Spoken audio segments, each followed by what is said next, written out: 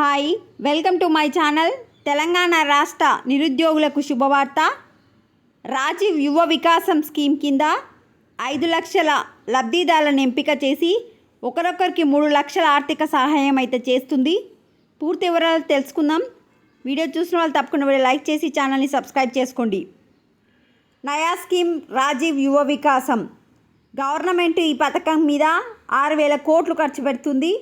5 లక్షల మందికి స్వయం ఉపాధి కల్పించాలనే ఉద్దేశంతో ఈ స్కీమ్ని అయితే ప్రారంభించడం జరుగుతుంది. ఈ రాజీవ్ యువ వికాసానికి మార్చి 15వ తారీఖు నుంచి ఆన్లైన్లో అప్లై చేసుకోవచ్చు.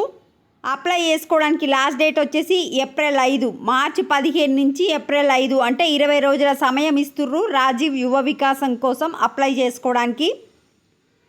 ఏప్రిల్ 6వ తారీఖు నుంచి 31వ తారీఖు వరకు అప్లై చేసుకున్న అప్లికేషన్స్ దరఖాస్తులు అయితే చెక్ చేయడం జరుగుతుంది.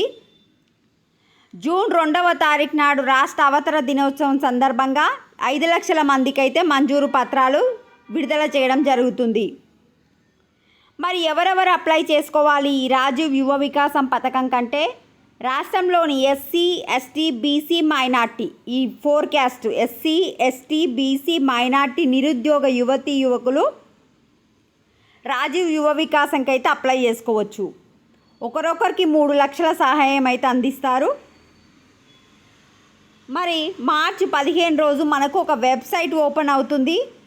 ఈ రాజీవ్ యువ వికాసానికి సంబంధించిన రూల్స్, రెగ్యులేషన్స్, ఇన్స్ట్రక్షన్స్ కూడా అదే రోజు రిలీజ్ చేస్తామని అయితే చెప్పారు. సో మార్చ్ 15 నుంచి ఏప్రిల్ 5 వరకు అప్లై చేసుకోవాలి. చాలా తక్కువ టైం ఇచ్చిర్రు. అప్లై చేసుకోవాలనుకుంటున్న వాళ్ళు ఛానల్ ఫాలో అవ్వండి. మీకు ఏ చిన్న అప్డేట్ వచ్చినా అప్డేట్ చేస్తూ ఉంటాను. మార్చి 15 నుంచి ఏప్రిల్ 5 వరకు అప్లై చేసుకోవాలి. ఏప్రిల్ 6 నుంచి 31 వరకు అప్లికేషన్స్ అనేది గవర్నమెంట్ చెక్ చేస్తుంది.